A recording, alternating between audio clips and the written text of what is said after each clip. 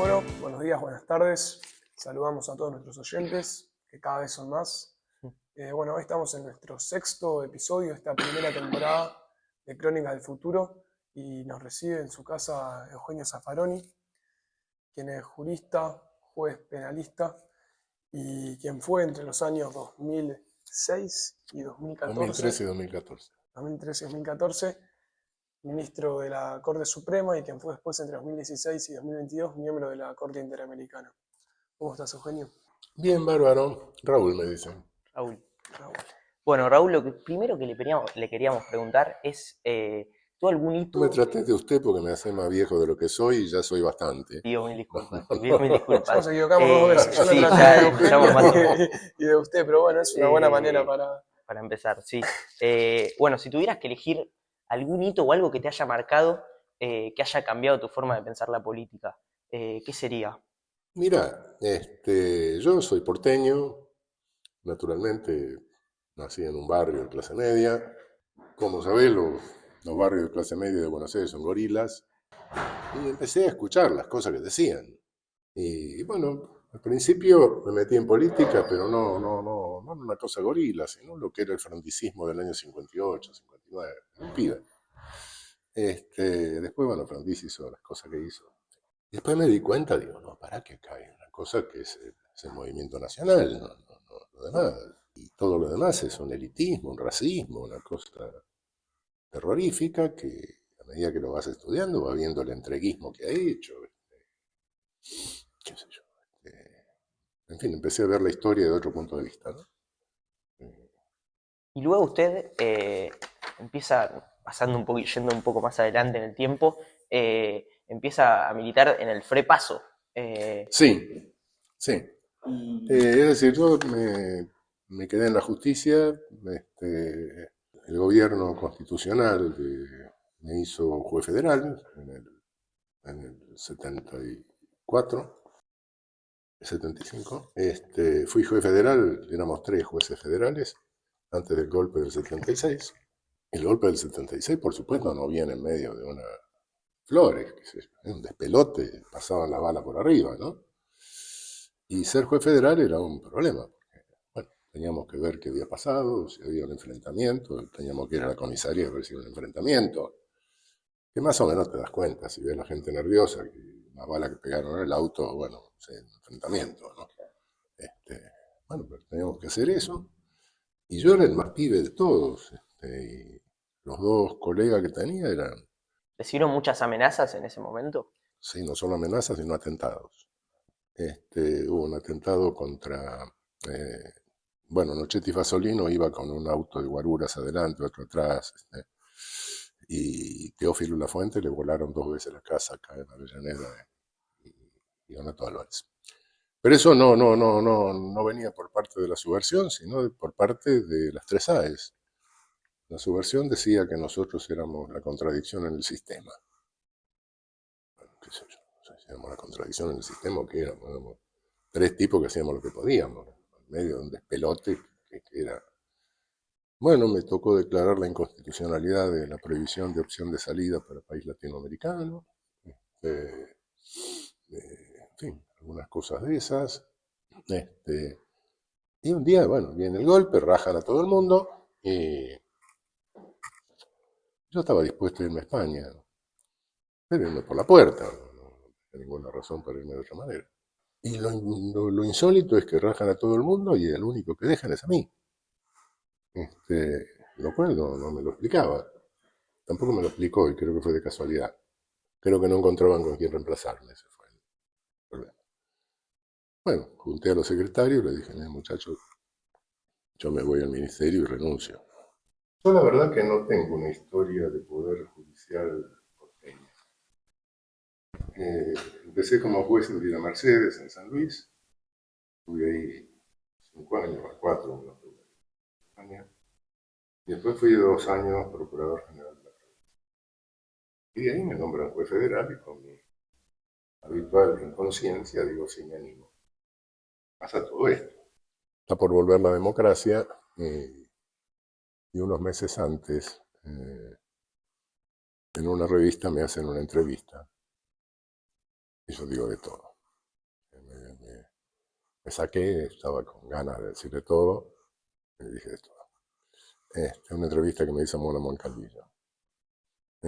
Ahí salto a la fama, más o menos. Fue una puteada eso.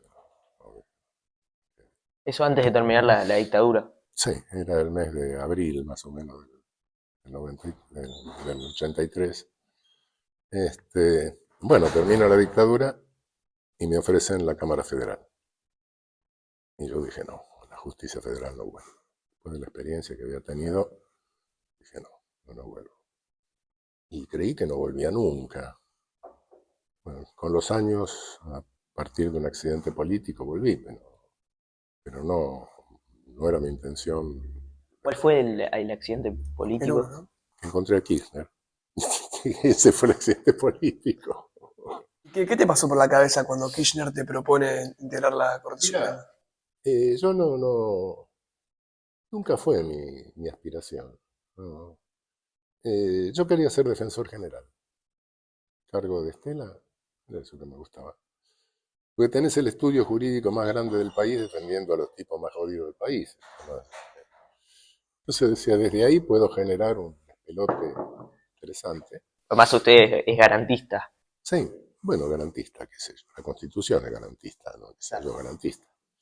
Entonces, bueno, un día, no, lo de la Corte Suprema para mí era, se rumoreaba, pero incluso me hacen una entrevista y yo dije, no, tiene que ser una mujer.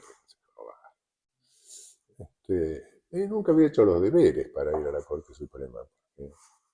Más bien mi perfil es un tanto de infractor, ¿no? De ordenado, con la toga, ¿no? Esas cosas no perdía nunca. Entonces, bueno, un día, a todo esto viene el 2001, yo en el 2001 estaba de interventor en el INADI, se arma todo ese despelote del 2001, y a la miércoles me llaman los de la asociación judía, los de la asociación árabe, le digo, muchachos.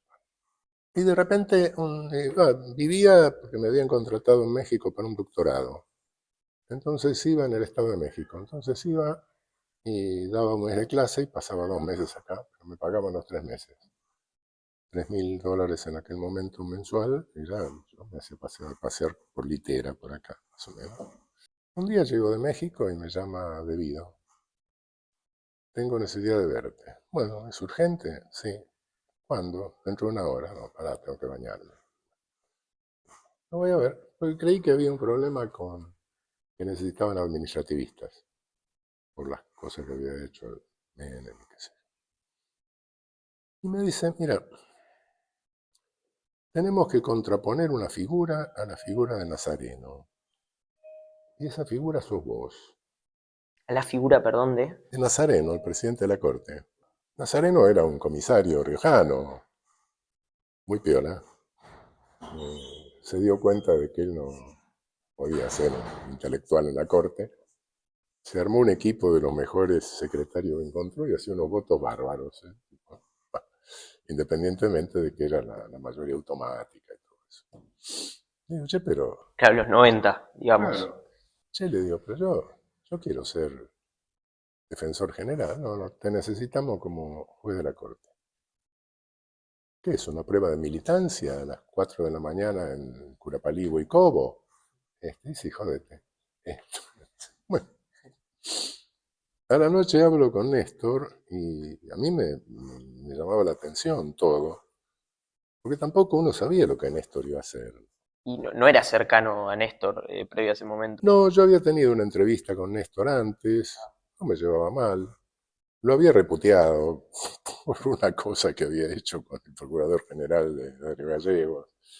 Pero él sabía por qué era. No era nada. No era nada ideológico, sino en realidad lo que hizo fue una diablura política.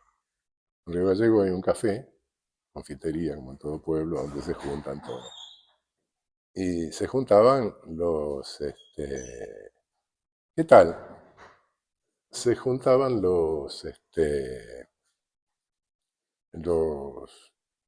Néstor con todo su gabinete, y en otra mesa los muchachos nuestros. ¿Qué hizo Néstor? Le dio un contrato a cada uno de los nuestros. Y me mandan con Nilda Garré a intervenir el distrito. Quilombo. Claro, Bueno, ahí Néstor era menemista, era un Néstor que apoyaba las políticas de gobierno de Menem. mira, Gobernador. no. Néstor hizo una cosa muy inteligente. Todo el dinero de la provincia lo depositó en Nueva York. Nadie hizo eso. No, la guita de la provincia va a ser para la provincia, la deposito en Nueva York. Tradicional. La retiro cuando me da la gana. Guarda, como federalismo, ¿para qué? Tipo, bueno, lo veo a la noche y le digo, che, Néstor, pero vos me conocés. Sí, quédate tranquilo, te conocemos. Bueno, pero mira que, como no me decía nada, no me ponía ninguna condición, hay siempre una cosa de lealtad. Bueno, ¿qué querés que haga? No me venga después a pedir cosas raras. Entonces salí y le dije, mira, yo a los milicos no los voy a encubrir. Y los dólares del corralito, no, los intereses no, pero los dólares la gente va a haber que devolvérselo un día. Mira, esto me dice, no, queda tranquilo, nosotros, no, los milicos tampoco. Y bueno, lo de los dólares después lo hablamos. Y así fue que salió el decreto. Después me di cuenta del despelote que había armado también, ¿no? Este, pasaron 2 meses en que todo el mundo, toda la derecha se había vuelto loca, me reputeaban, me decían cualquier cosa, yo contestaba cualquier cosa. Y eso, claro, retiró el centro de atención de lo que estaba haciendo Néstor en los 2 primeros meses. Los 2 primeros meses, cuando llegas a un gobierno, no se ve dónde está parado. Primero porque necesitas como 3.000 funcionarios que nombrar, que no los tiene ningún partido de equipo, no tenía a nadie. Piensa que tal vez eso lo contempló Néstor. Sí, se dio cuenta de que tenía De ese que futuro, generar ¿no? algún despelote Claro. para que el foco saliera de él un tiempo, mientras él se daba cuenta de que estaba pisando. Bueno, maniobra política correcta, no, digo que no. Y bueno, y así fue, y bueno, ven, se fue y, y llega una corte rara, que sé yo, no sé. Yo había sido juez entre lo de San Luis y lo de acá, que yo, casi 20 años. Después, bueno, renuncié, me fui a dirigir el ILANUD, volví, hice política, fui constituyente de la ciudad, legislador de la ciudad. Y esa etapa de la Constitución del 94, cuando fue convencional constituyente, ¿les quedó algo? ¿Quedó conforme? No, ¿No? no, fue una cagada esa reforma. Lo único que tiene de bueno es la incorporación del inciso 22 del 75. En medio de un tumulto, porque se aprobó en medio de un tumulto porque quisieron interrumpir la constituyente. ¿Eso qué era, perdón? Ese inciso. Ese inciso. La Sí, incorporación de los tratados de derechos humanos a la claro. Constitución, con jerarquía constitucional. Eso fue un despelote, un tumulto ahí, en medio del tumulto se aprueba. Bien, se aprobó bien, no, pero generaron un tumulto, una tentativa de interrumpir la constituyente. Después presidí la comisión de redacción de la Constitución de la ciudad, pero bueno, ahí claro, de los 60 yo tenía 29 atrás mío, de modo que no es otra cosa. Y hicimos una constitución que es un poco mejor que la otra. Poder judicial y todas otras cosas un poco más decente. Pero después cuando llego a la corte, empiezo a ver algo que para mí era rarísimo. En general, los jueces ordinarios no saben lo que pasa en la corte. La gente sube a la corte, después baja si se le da la gana, baja después de 10 años. Cuando llego a la corte me doy cuenta de que empiezo a firmar cosas sin saber lo que estaba firmando. Me traen carpetitas y me dice, estos son 280. 20.000 resoluciones por año, de cualquier materia. Y eso sigue hasta el día de hoy. ¿Se solucionaría añadiendo más miembros? Yo creo que no se Y trata que no pasen tantas no se cosas. trata de añadir, Claro. sino se trata de hacer una Corte Suprema en serio. Porque este triunvirato que tenemos es una... Y para eso hace pelo. falta una reforma de la Constitución. No, la Constitución nuestra no fija el número de jueces de la Corte. De modo que vos como presidente te podés sentar, convocar a todos los gobernadores y decirle, viejo, propónganme ustedes un tipo y una mujer. Y yo después elijo para el equilibrio de género. Bueno, como propongo todo lo que me propusieron los gobernadores, tengo más de los 2/3 en el Senado, y listo, un asunto. Y tengo una Corte Federal de 25. 25 no es una locura. 25 miembros. Sí, Costa Rica tiene 24. No me acuerdo, pero El Salvador por ahí anda. Colombia tiene 23. No es ninguna locura. El volumen de trabajo es lo justifica, ¿no? Y por lo menos que tenga salas especializadas y que haga dos cosas que no hace hoy. Nosotros no tenemos poder judicial. Tenemos una magistratura que es una hecatombe. Y no lo tuvimos nunca. Esa es la realidad. Porque nuestra magistratura no cumple acabadamente dos funciones que son propias de todo poder judicial. Control de constitucionalidad y unificación de criterios de interpretación. Bien, no se hace. Control de constitucionalidad nuestro no sirve. Llega algo a la Corte, lo declara inconstitucional. El único efecto que tiene es que no se aplica al caso que llegó a la Corte después de 5 años. Eso. No tenemos el stare decisis norteamericano. No sé por qué, porque copiamos el sistema norteamericano. Y mismo en sus años en el que en el que vos fuiste juez, ¿crees que no funcionaba? No funcionaba. Yo empecé a decir que por lo menos necesitamos una Corte de 15, pero empecé a decirlo cuando hacía 1 o 2 años que estaba dentro de la Corte. Esto ¿Qué no te decían? funciona. Y los de adentro de la Corte me decían, callate. No voy a hacer nombres. Y los de fuera nunca me dieron bola. No. Y públicamente lo Incluso decías. públicamente lo dije, sí. Sí, lo dije en un acto en la Facultad de Derecho que estaba Alfonsín. A pesar de que esa corte tal vez no funcionaba como crees que debería funcionar, ¿crees que se lograron cosas? ¿Hubo fallos importantes? Sí. ¿Cuáles son los fallos más importantes que Bueno, se destacás de tus reabrieron todas años? las causas de lesa humanidad, el doble conforme, en fin, hay una cantidad de cosas que sí. Pero de cualquier manera, la imagen que tiene esa Corte de 7 responde a ciertas cosas que se hicieron bien, que otras se hicieron mal. Yo estoy acostumbrado a quedarme en disidencia solo muchas veces. Y en realidad, la mayoría de los que integrábamos esa Corte, Petrarca era un tipo de larga trayectoria en la Corte,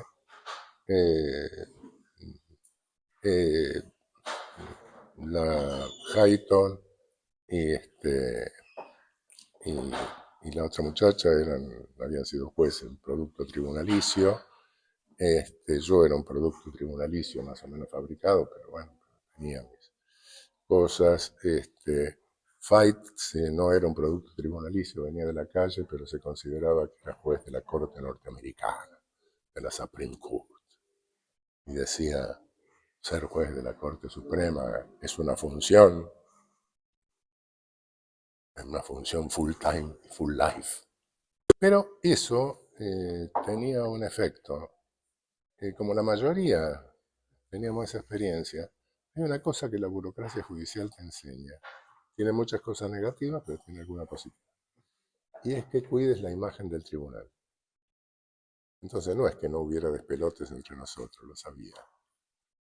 Solo que lo arreglábamos adentro. Claro, no se hacían públicos, no se hacían públicos. No, salíamos después en la foto todos sonrientes, no besábamos, todo. Sí. Pero, sí. Y ahora, ¿cree que esto Ahora, pasa? estos tipos, ninguno de estos fue juez nunca. Se insultan por acordada, qué sé yo lo que hacen, ¿no? Es loco. ¿Crees que en algún momento el Poder Judicial fue algo independiente, digamos, del poder de turno?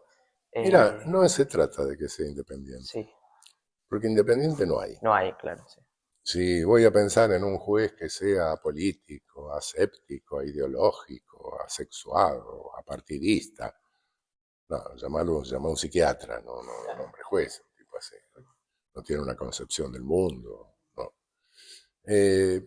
La Corte Suprema de Estados Unidos, los republicanos nombran jueces republicanos, los demócratas nombran jueces demócratas, y funciona. Bueno, pero aparte de ser republicano o demócrata, tienen algún límite los tipos. No dicen cualquier barbaridad. Podrán hacerlo boludo en alguna cosa, pero las cosas que dijo esta corte no las dicen ellos. No te mandan la apelación de justicia nacional a un tribunal provincial. Es una locura esto, ¿no? Es otra cosa. No, verdaderamente. No se mandan un 280 supuestamente razonado en la forma de Cristina. No, es un disparate. De modo que, no, lo que podés tener como máxima garantía de cierta imparcialidad es un pluralismo ideológico adentro. Pluralismo ideológico más o menos que condice con la democracia, que se va a hacer. Pero bueno. Bueno, viajando un poco más al día de hoy, que está medio en agenda todo esto de los audios de Karina, las denuncias por espionaje, ¿qué tiene que hacer un juez? ¿Qué tiene que hacer la justicia cuando recibe una fuente tal vez ilegítima o cuestionada, pero el tema de que trata esa fuente es grave? Ponerle el audio, que supuestamente fue obtenido por un medio legal, pero lo que dice es grave. ¿Qué tiene que hacer ahí la justicia? Mira, lo primero que tiene que hacer, no sé, pero es llamar la atención al Ejecutivo y pedirle informes sobre cuáles son sus medidas de seguridad. Porque el hecho de que se haya obtenido ese audio adentro de la Casa de Gobierno nos pone en peligro a todos. Adentro de la Casa de Gobierno se discuten, qué sé yo, estrategias de defensa nacional, qué sé yo, cosas que son. Menos mal que no tenemos una amenaza terrorista, si no nos aparece un tipo con turbante dentro de la Casa de Gobierno filmando.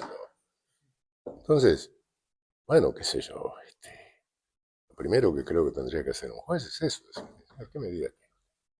¿Cuáles son las medidas que usted toma? Está poniendo en peligro a toda la población. Acá puede venir un tipo, poner una bomba en la mitad de la Casa de Gobierno, muchas gracias, volamos todo. ¿No cree importante que eso lo sepa la gente? Claro que lo tiene que saber. ¿No? Como juez haría eso. Infórmeme su servicio de inteligencia, cómo funciona, qué diablo hizo usted para evitar esto, qué medidas de seguridad tiene. ¿Tiene un juez la potestad de tal vez denunciar o tal vez condenar al que los filtró esos audios? En este caso, los periodistas. No, porque los periodistas se pueden reservar la fuente de información. No, ese derecho lo tienen. No. De cualquier manera, el hecho es que sea como sea, trascendió. Y listo. Los servicios de inteligencia están abusando. Yo creo que los servicios de inteligencia tienen un despelote interno, una fractura interna. Claro, se habla de la interna, Caputo, Karina, Sí, los nenes. hay una fractura interna. Es una interna violenta, ¿no? Es una interna dura. ¿Usted cree que son tan presentes los servicios inteligentes? Porque que en la sociedad argentina siempre se habla de todo el tiempo de servicio, servicio, servicio. ¿Pero usted cree que es verdad que están tan presentes los servicios en la vida política argentina? ¿Los vio? Sí, están presentes los servicios. No es broma. Y hoy con la tecnología actual, sí, nos pueden controlar a todos. No. No, eso no es un invento. Hay una dificultad, eso es cierto. La tecnología actual eh, permite reunir una tal cantidad de información que después no se puede elaborar. Entonces, porque uno reúne información, reunir información hoy reúne miles de informaciones, cosas. ¿Qué es carne podrida y qué es cierto? Eso requiere horas hombre. Y ahí sí, ahí pasan cosas raras. Y no solo pasan cosas raras con nosotros. qué sé yo, a las Torres Gemelas, bueno, guarda. Sí, es cierto que el papel estaba en el mostrador del presidente, pero nadie vio qué era. Y eso requiere horas hombres. Hablando de las internas feroces del gobierno actual, bueno, las elecciones fueron muy recientes en la provincia de Buenos Aires. ¿Cuál es tu análisis de estas elecciones? Y bueno, fue un golpe que se le dio al gobierno, con toda la soberbia que el gobierno tenía. Está reaccionando la gente. En tu análisis, viste que hoy hay mucha gente sale a decir que la derrota del gobierno es por los escándalos y por la política. ¿Usted cree que la derrota se debe a lo político o a lo económico? Se debe a las dos cosas. Lo económico te jode si no llegas a fin de mes. Y si además de eso te dicen que están robando, te irrita más, ¿no? Son las dos cosas. De cara a octubre, de cara a las elecciones de octubre, Sepa Dios lo que va a pasar y cómo se reacomodarán los gobernadores. Y con todas estas causas que venimos hablando de corrupción y estos audios que se filtran, ¿crees posible un juicio político a Milei? Mira, un día de la Rúa se fue sin juicio político, qué sé yo. Espero que esto no termine de una forma violenta, es lo único que deseo. Pero esto se cae. ¿Sí? Se ve que hay una desestructuración del poder. No. Milei no tiene poder para nada ya. ¿este gobierno se cae antes de 2027? Sí.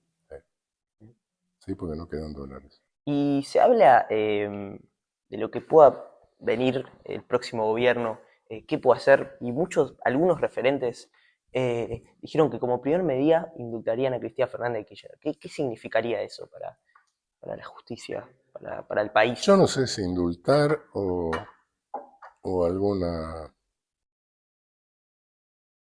no sé, alguna amnistía, porque no es solo el caso de Cristina. Qué sé yo, nos estamos olvidando de Amado Gurú,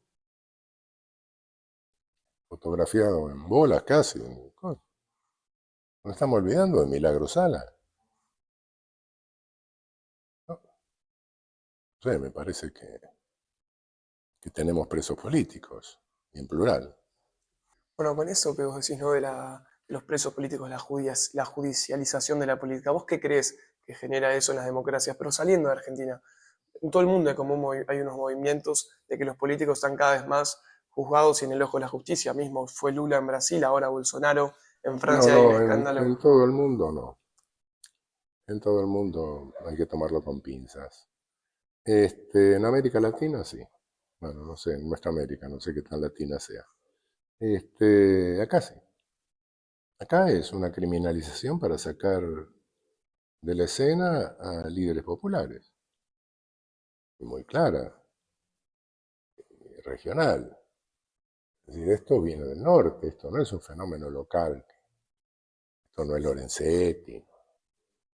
Lorenzetti y el triunvirato son Headmaster Boys. Hasta sacaron la decisión el día que la prensa le había dicho que la iban a sacar y a la hora que la iban a sacar. ¿Se acuerdan del perrito que escuchaba la RCA Víctor? Headmaster Boys. No, yo tampoco. Sí, había un coso, un aparato de esos viejos, un gramófono de eso, y había un perrito así, y era el signo de la RCA Víctor. Y abajo decía Headmaster Boys. Ah, claro, era como un perro bastante. Escuchaba la Claro. voz del amo del gramófono, ¿no? Impresionante. Y esto es eso, no, qué sé yo, no. Ahora, hay una responsabilidad de la academia en esto también, de no tener un poder judicial. Nadie se dio cuenta a lo largo de muchos años de estos defectos. Sí, hubo alguien que se dio cuenta. Sí. Fue Sampaio en la Constitución del 49. Y puso tanto el stare decisis como la casación. La casación no es un juego, la casación es la falta de casación en la Argentina. Somos el único país con códigos únicos, con 25 posibles interpretaciones distintas, una por cada provincia, otra por la Ciudad de Buenos Aires y otra federal.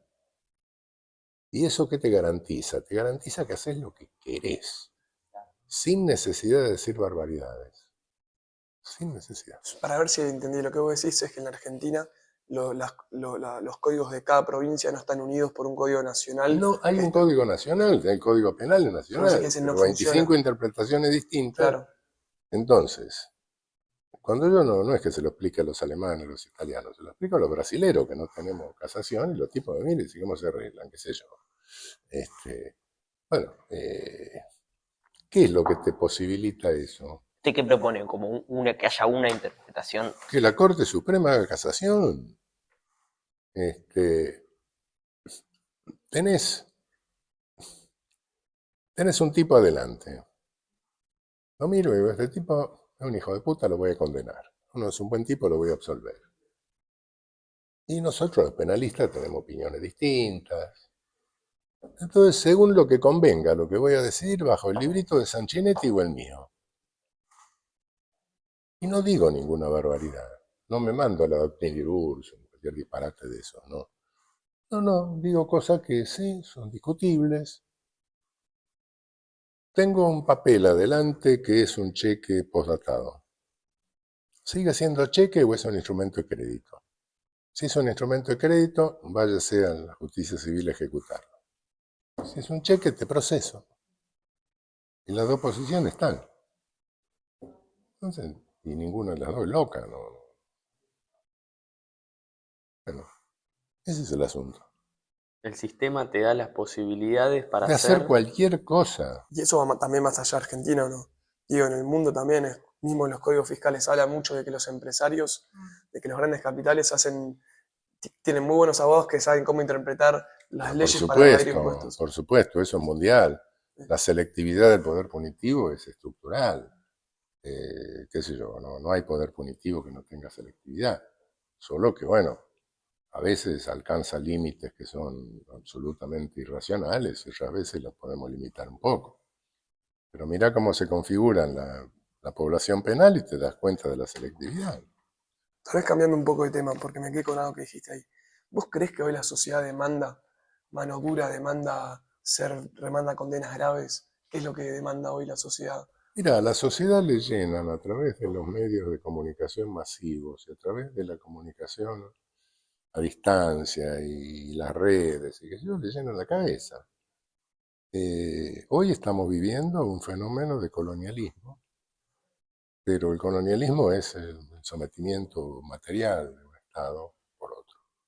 Pero al mismo tiempo es un fenómeno de colonialidad. Nos llena la cabeza con que el colonialismo es lo mejor que nos puede pasar, ¿no? Y para eso mejor, naturalmente, si tenés un Estado un Estado de derecho, que va siendo menos de derecho, porque va dejando de cumplir la función social, y naturalmente que tenés que subir la función represiva. Si le das libertad a la gente y no le das pan, va a usar la libertad para pedir pan. Y si no le das el pan, se va a hacer mierda la libertad. Viceversa, si le da pan sin libertad, no vamos a poder controlar el que reparte, se va a quedar con todo. Bueno,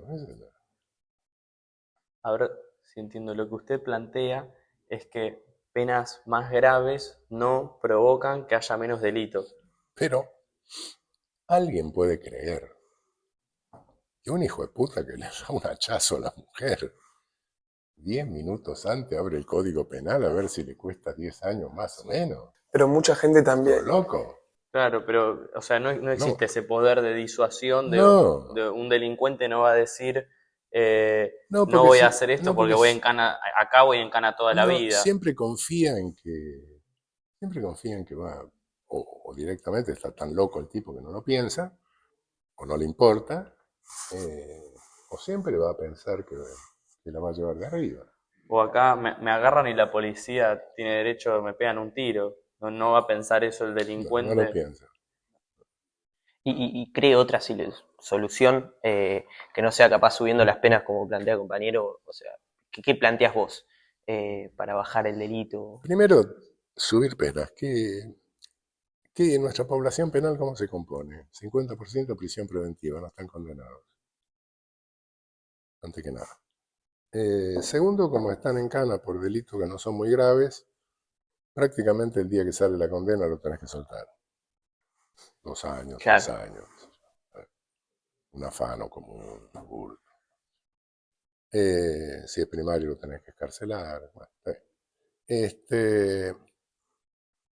y el tipo sale a la calle después de un entrenamiento de 2, 3 años, en el cual entró diciendo yo robé y sale diciendo yo soy chorro. Ya, se tiene que incorporar dentro de... Claro, asume un rol, Y digamos, en se la tiene que sociedad. incorporar dentro de la sociedad carcelaria algún grupo. Porque no podés joder ahí si no te dan una facada en el baño, ¿no? Y bueno, lógicamente, el milagro es que no tengamos 100% de reincidencia, qué sé yo. ¿Y las cárceles? ¿Le parece que sería útil una gestión privada de las cárceles o mixta tal vez? Aclaremos. Privatización de las cárceles es algo que estuvo de moda hace unos años, ahora ya no. Porque en realidad salen más caras que las cárceles estatales. Es un negocio internacional. Conozco los tipos que se ocupan de eso. Van con muestrarios a ver ministros de justicia y le venden. La hacen con ladrillo hueco, a los 20 años leasing, queda en propiedad del Estado, a los 20 años precio en pelota. No, en ese sentido eso no ha dado resultado. Si hubiera dado resultado en Estados Unidos, todas las cárceles serían privadas. Y no lo son. No lo son, ni mucho menos. Menos las cárceles federales. Sí hay una cosa que es distinta y que no debe confundirse con esto. Yo puedo contratar un servicio de salud de una prepaga, eso sí. Yo puedo contratar un servicio de alimentación, Claro, terciarizar los servicios en la cárcel. pero no el personal de custodia, el personal técnico de la cárcel, eso es otra cosa. Eso, no sé, lo otro, habrá que ver cuál es el beneficio económico, cuál es más rentable, qué sé yo. Y siguiendo, bueno, este tema De de... cualquier manera, el día cárcel es más caro que el día hospital, ¿eh? Ojo, bueno, siguiendo este tema por más de... que la cárcel sea de mierda, ¿eh? Siguiendo este tema de la policía, en una entrevista reciente que te hicieron, vos dijiste que los policías deberían cobrar lo mismo que jueces. Sí, ¿Por qué dijiste esto? ¿Qué rol crees que los policías deberían cumplir en la yo sociedad? aspiro a que tengamos un día un Scotland Yard, un FBI, unos carabinieri italianos, qué sé yo, una Bundespolizei alemana, Claro. y que los tipos cobren realmente, tengan una carrera en serio. Vos hablas con los tipos estos en Europa, uno es sociólogo, el otro es licenciado en no sé qué, el otro es abogado, Claro, profesionalizar la policía. tecnificarla. Y acá lo que se hace es aumento la seguridad, aumento el número de policías. La legislatura o el Congreso me habilitó la partida, vengan acá, incorporo 1000 tipos más que los agarro rápidamente, los tengo 2 meses entrenando y los suelto a la calle con un bufoso en una esquina cagado hasta las medias. Y le pago una miseria. Esa es la realidad. Porque los policías son los trabajadores del Estado que menos derechos laborales se les reconoce. Y se los somete a un régimen disciplinario brutal, militarizado, cuando no es un servicio militar, es un servicio civil. Tiene que tener jerarquía, sí, cualquier servicio civil lo tiene, en un hospital hay jerarquía. Sin embargo, no está militarizado el hospital. Justo con lo que decías, se me pasó por la cabeza otra pregunta que te iban a hacer. Cuando vos hablas de que más policías no significa menos crimen, tengo una pregunta que va por el rumbo. ¿Vos crees que más cámaras de seguridad? Usted ve que Massa hizo como su campaña en Tigre, que bajó la pobreza no sé cuánto por ciento, porque hizo un servicio de cámaras espectacular, eso parece. ¿Usted cree que la omnipresencia de las cámaras de seguridad ayuda a reducir el delito? Puede ser, es posible. También nos controlan con todas las cámaras de seguridad. Por ahí va la Si pregunta. vos vas al centro una mañana y tenés que ir a 2 ministerios, te grabaron 50 veces. Menos mal que a Goebbels no le dieron cámara de seguridad. sé yo. ¿Y vos Claro. dónde pones el punto de equilibrio entre más seguridad y menos libertad? Mira, no es cierto que a menos libertad y más seguridad. Lo que tenés que detectar son casos de conflicto. Todo delito es un conflicto. Conflictos que tienen naturaleza totalmente distinta. ¿Qué sé yo? El que me dice cómo se resuelve el delito. El delito no existe. El delito es una abstracción. En lo concreto tengo homicidios, tengo estafas, tengo hurto, tengo robo, tengo violaciones. Y cada uno tiene su forma de prevención. Incluso no por tipo penal, qué sé yo. Prevenir un homicidio intrafamiliar no es lo mismo que prevenir un homicidio en un asalto a banco, es una cosa distinta. Entonces, en lo que hay que insistir es en la prevención. Y eso es lo que no hacemos nada porque no le dedicamos un mango. Bueno, La hablando, prevención es, si vos tenés, no le dedicamos un mango porque no sabemos cuál es el problema de la conflictividad político-criminal. Ni siquiera sabemos bien cuál es el problema del homicidio en el país. Aunque les parezca mentira, nosotros somos el segundo país de América con menos homicidios. El primero es Canadá, segundo nosotros. Y de nuestra América el que menos homicidios tiene. Ahora, monitoreamos eso. Tenemos un sistema de registro que mire, bueno, qué está pasando en tal lugar, por qué se concentran aquí, cómo hacemos prevención primaria viendo cuál es la fuente de conflictividad, cómo hacemos prevención secundaria con la observación policial. No lo tenemos. bueno, Juan Grabois, en nuestra anterior entrevista, hablaba de la reincidencia de los presos y de la educación de los presos y de los jóvenes, que si no terminan el secundario después eh, pueden terminar estando presos o cometiendo un delito. ¿Vos qué pensás de eso? Y sí, naturalmente. Fíjate cómo se compone nuestra población penal. Tenemos 95% de hombres, 5% de mujeres. Si el feminismo quiere verificar la vigencia del patriarcado, no tiene más que mirar esto. A la mujer no la controla el poder punitivo, la controla el hombre. 95% de hombres restantes. Tenés un 10-15% más o menos de patibularios, homicidas, qué sé yo. Algunos que son más candidatos del manicomio que de la cárcel. Y el resto son jóvenes de barrios precarios, pero esto en toda América Latina. 50% en privación en prisión preventiva, llámese Villa Miseria, Bohíos, pueblos jóvenes, favelas, sin instrucción, con una instrucción muy precaria, sin entrenamiento laboral especializado. Bueno, le agarras un pibe de eso, le modificas la percepción de su subjetividad y que largas un chorro a la calle. Sí. Perón hablaba de construir clubes de barrio, Sí. bueno, y de hacer muchas otras cosas más para integrar, Bueno, digamos, que se ocupen de algo. realmente la reforma penitenciaria más importante de nuestra historia la hizo Perón con Petinato. ¿Sí? Creó la Dirección Nacional de Institutos Penales. Sí. Después se hicieron algunas cagadas. Pero sí, Roberto Petinato fue Cerro Ushuaia, que era Con la la cárcel del cárcel fin de del mundo, Siberia nuestra. donde estaba el orejudo, el petizo Petiso orejudo. Orejudo. Petiso orejudo. Sacó los grilletes, sacó el traje a rayas. ¿Qué es eso? No es- Traje a rayas no es una cosa caricaturesca, existía. Solo que las rayas no eran negras y blancas, sino que eran azules y amarillas. Pero sí existían.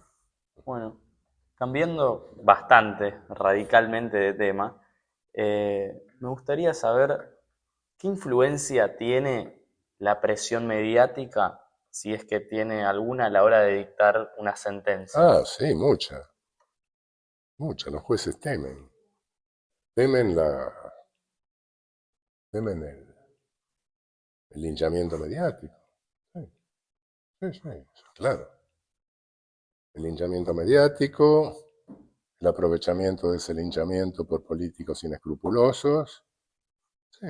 Los jueces de todas las ramas, hasta en la Corte Suprema, temen No. la influencia mediática. Sí, los de la Corte Suprema sí, por supuesto.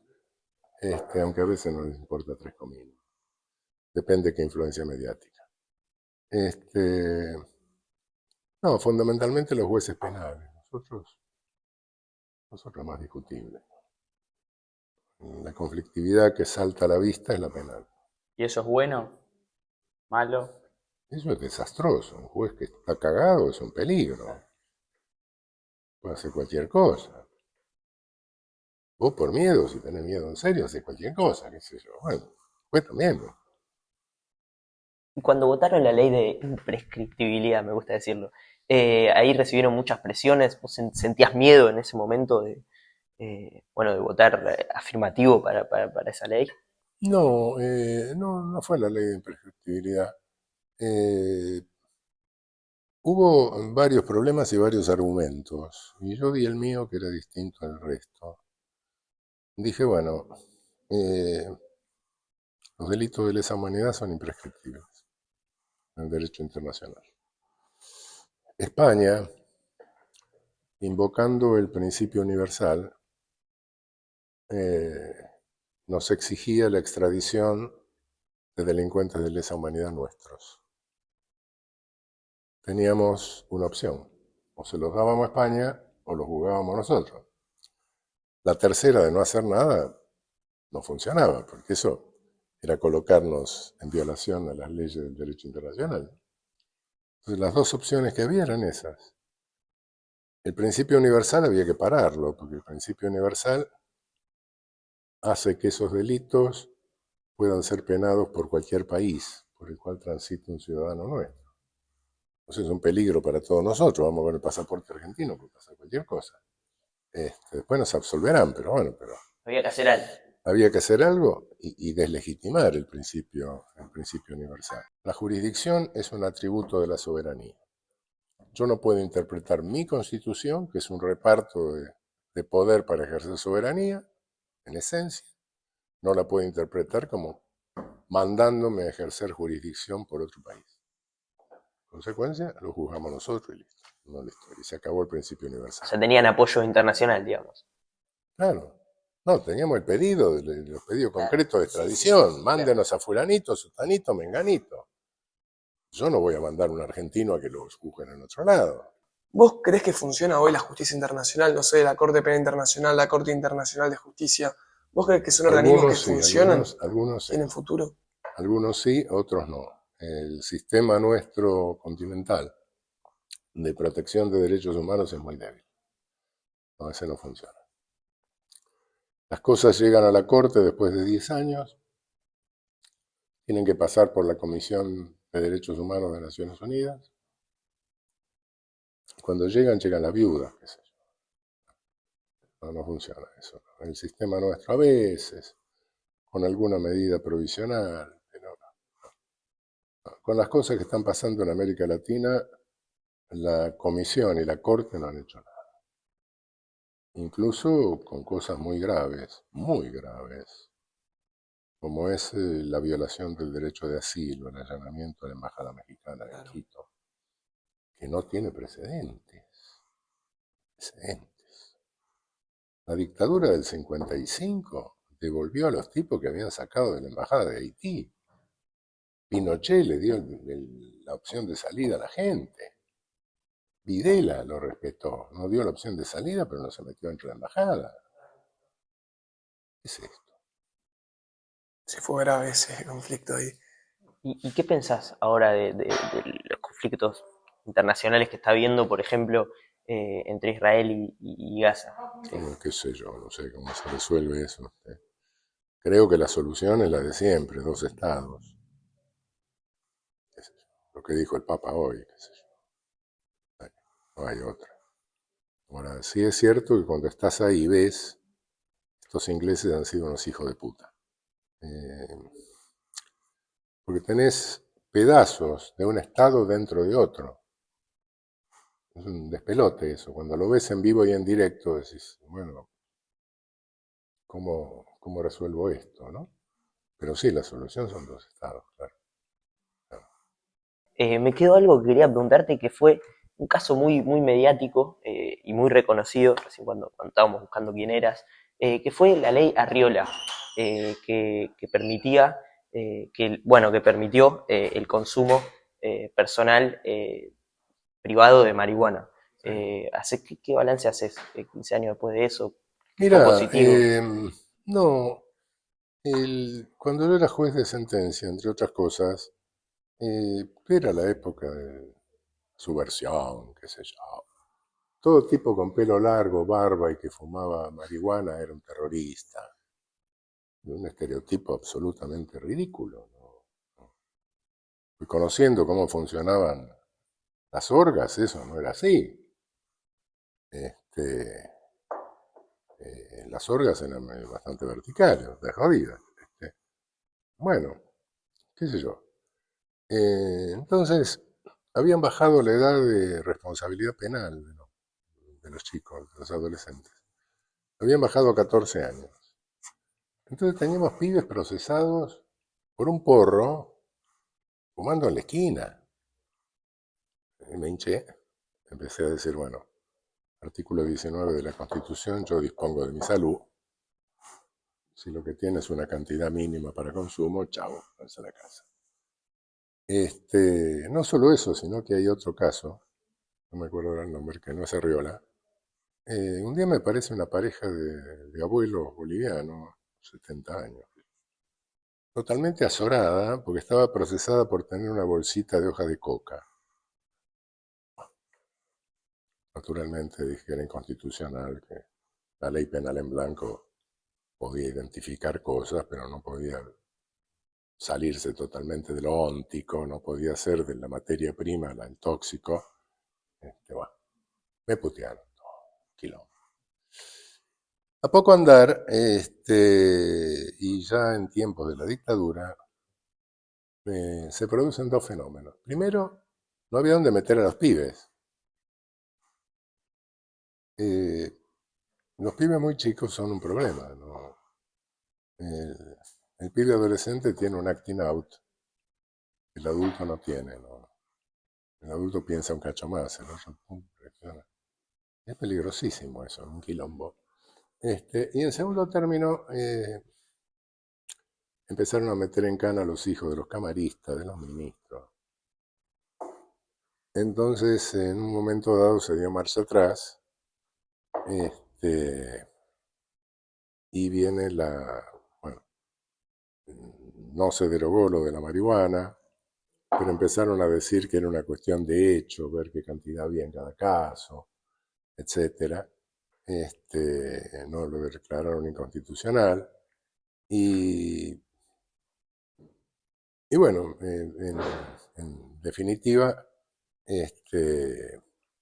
vuelven a subir la edad de responsabilidad a 16 años para evitar eso, que no sabían qué carajo hacer con los pibes. Y yo me seguía peleando con la cámara, soltaba todo. Bueno, y bueno, llega el gobierno constitucional,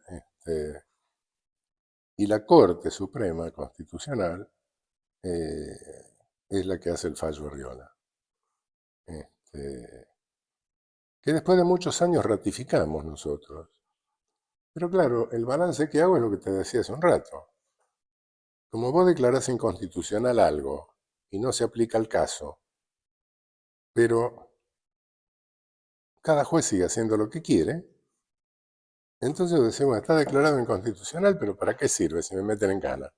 Ese es el problema. En Estados Unidos la Corte declara inconstitucional una ley, los jueces gringos le hacen la veña, pueden salvar su opinión personal, pero nada más. Lo que dijo la Corte es stare decisis, estar decidido. Chao. Y acá solo se dio cuenta de eso Sampaio, no más nada. El 49. Todos mayos teóricos, qué sé yo, ¿qué vas a hacer? Bueno, ahora sí, para ir cerrando, un mensaje final para nuestros oyentes, muchos chicos como nosotros, jóvenes. ¿Tenés algo que te... Sí, que gente que nos decir? interesa la política, gente que no.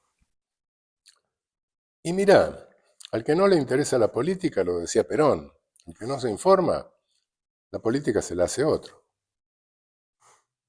Esa es la realidad. Entonces, si no querés informarte, y bueno, sí. Un día te vas a quedar sin comida, sin transporte, sin nada, sin jubilación. Se van a morir los viejos. Hay una mínima responsabilidad de informarte de algunas cosas elementales. Yo no digo que seas un militante político, pero no es necesario ser un militante político para no tener una información elemental. Bueno, Y a la gente que nos interesa la política, algo después de tu gran trayectoria, tu larga trayectoria. Mira, mi larga trayectoria se debe a que tengo una vida larga, no otra cosa. La política, bueno, es habilidad, es arte, arte de gobernar, es ciencia también. No, no. La política no es cualquier boludo delante de un micrófono diciendo cualquier pelotudez. Si haces política, la política es una política técnica. Qué sé yo, hay una política educacional, hay una política vial, hay una política sanitaria, que no se resuelve diciendo como la política criminal, hay que matar a todos. Entonces, qué sé yo, con eso te están enroscando la víbora, en definitiva. Y hay mucha gente que sí, por inoperancia, indiferencia, es feliz cuando le enroscan la víbora. Hasta que llega el momento crucial. Y, bueno, qué sé yo. Bueno, muchas gracias. muchísimas gracias, la verdad, muy agradecidos, Raúl. Y bueno, se vienen muchas más entrevistas. Suscríbanse y muchas gracias.